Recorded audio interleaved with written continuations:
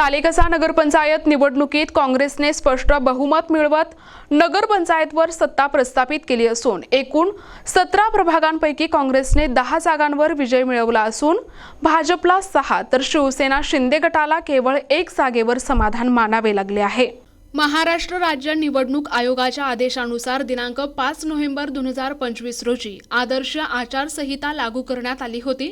त्यानंतर 2 डिसेंबर रोजी मतदान आणि 21 डिसेंबर रोजी अंतिम निकालाचे स्पष्ट चित्र समोर आले आहे। आमगाव देवरी विधानसभा मतदारसंघाचे विद्यमान भाजप आमदार संजय पुराम यांच्यासाठी ही निवडणूक प्रतिष्ठेची ठरली होती। भाजपकडून राजेंद्र बडोले यांना उमेदवारी देण्यात आली, मात्र काँग्रेसचे सुदाम फुंडे यांनी 565 मतांच्या फरकाने नगराध्यक्षपदी बाजी मारली। या निवडणुकीत राष्ट्रवादी काँग्रेसच्या दोनही गटांचे खातेही उघडू शकले नाही। काँग्रेसच्या या यशामागे आमदार नाना पटोले यांची भूमिका निर्णायक ठरल्याची चर्चा आहे। प्रचारात आशिष जयस्वाल, प्रफुल्ल पटेल आणि चित्रा वाघ यांसारख्या दिग्गजांनी हजेरी लावूनही भाजपाला पराभवाचा सामना करावा लागला। प्रभागनिहाय निकालात काँग्रेसच्या उमेदवारांनी बहुतांश ठिकाणी आघाडी घेत वर्चस्व सिद्ध केले असून आता नगरपंचायतच्या सर्व महत्त्वाच्या पदांवर काँग्रेसचेच नियंत्रण राहणार आहे। आज सर्व नगरपंचायत सालेकसा त्यांचे मी मतदार बंधूंचे आभार मानतो की त्यांनी मला भरघोस मताने निवडून दिले आणि जे माझ्यासोबत जे लढले आणि हरले माझ्या पॅनलमधून तेही माझ्यासाठी आपला पार्षदचीच भूमिका ठेवतील आणि मी सगळ्यांच्या धन्यवाद मानतो, सगळ्या कार्यकर्त्यांच्या धन्यवाद मानतो आणि नगरपंचायतच्या सर्व जनतेच्या खूप खूप धन्यवाद की त्यांना एवढे प्रेम आणि माझ्यावर विश्वास दाखवून मला विजयी केलं, त्याबद्दल खूप खूप धन्यवाद। काय म्हणजे मतदाराच्या समोर ते माफी मागणार की, कारण की त्या विषयातला आपण बोलला होता की माफी मागणार का किंवा त्यांना निलंबित करणार, हा एक विषय आलेला होता।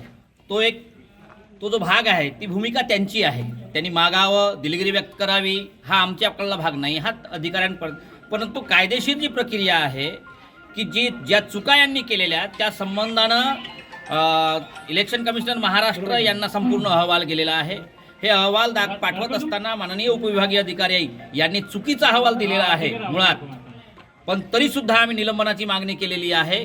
आदरणीय कलेक्टर साहेबांच्या मार्फत महाराष्ट्र इलेक्शन कमिशनरला आमचा अर्ज गेलेला आहे, त्याचा अहवाल गेलेला आहे आणि या संबंधानं महाराष्ट्राच्या राज्य अधिवेशनामध्ये आम्ही लक्षवेधी लावण्याचा प्रयत्न केला, परंतु निवडणुकांच्या संदर्भात ही असल्यामुळे त्यांनी आमची लक्षवेधी नानाभाऊ पटोलेंच्या माध्यमातून लावण्याचा प्रयत्न केला, परंतु निवडणुकीच्या अनुषंगानं हा सगळा भाग असल्यामुळे ती त्यांनी रद्द केली। पण जे काय असो, पण अशा चुका जबाबदार अधिकाऱ्यांनी पुढे करू नये, हा लोकतंत्र आहे। या संपूर्ण भारत देशाचा संपूर्ण उभा हा जो डोलारा आहे हा लोकांच्या मताच्या बळावर असतो आणि म्हणून प्रशासकीय पद भेटला म्हणून कुणालाही वेठीस न धरता लोकांच्या भावना, लोकांचे विचार आणि कायदा यामध्ये सुव्यवस्था राखण्याचा प्रयत्न प्रत्येकानं करावा आणि जे काही देशात सुरू आहे अधिकाऱ्यांना वेठीस धरून जे काही सुरू आहे त्याला इथे जागा दाखवण्याचं काम या नगरपंचायत सालेकसाच्या मतदारांनी केलेलं आहे।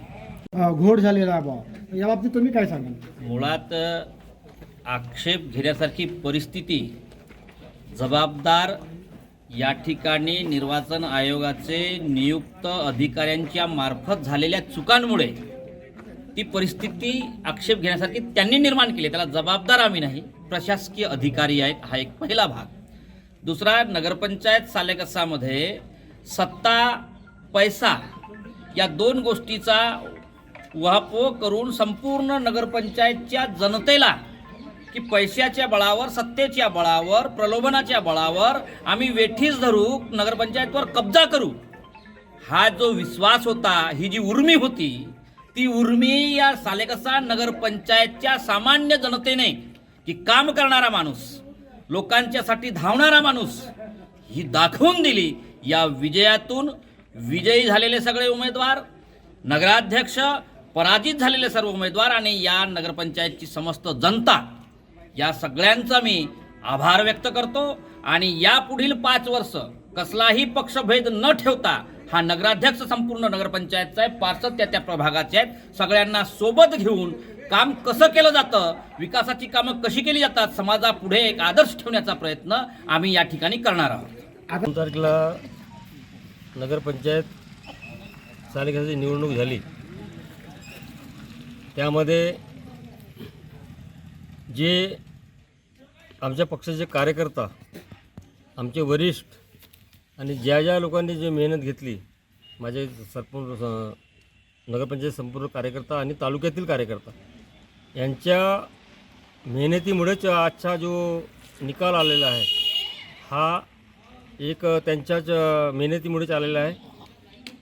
आणि आज नगरपंचायतमध्ये जो मागचा जो 5 वर्षाचा कार्यकाळ होता त्यामध्ये ह्या नगरपंचायतचा विकास न झाल्यामुळे येथील नगरपंचायतच्या जनतेने काँग्रेसच्या बाजूने कौल दिला आहे.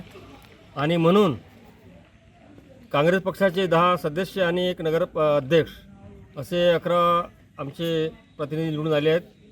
आणि येणाऱ्या भविष्यात आम्हाला जो जनतेने कौल दिला त्यांच्या विश्वासावर खरे ठरवायचे आहे.